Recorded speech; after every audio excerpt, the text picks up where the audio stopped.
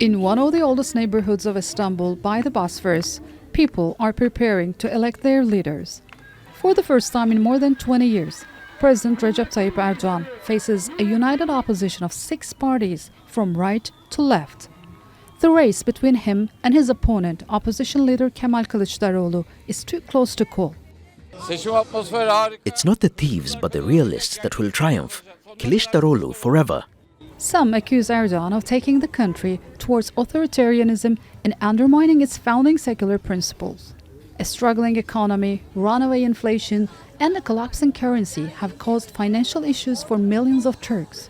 Many people are struggling to pay for food and cover their rent these days. And February's powerful earthquakes, just 3 months before the election, cost an estimated $100 billion in damages and killed more than 50,000 people.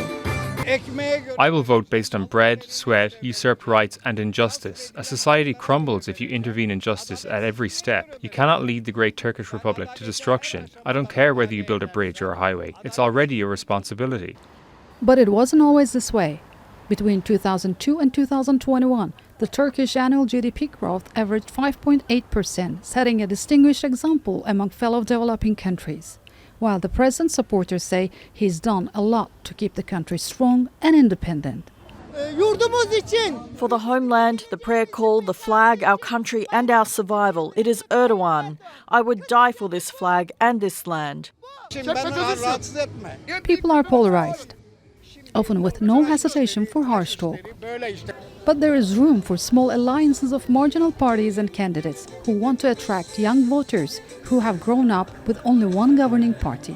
The roots of the governing party and the main opposition are just a few steps apart in Istanbul's Üsküdar district. And just days before Turkey's most critical election, polls suggest President Erdogan and his main opponent Kemal Kılıçdaroğlu are neck and neck.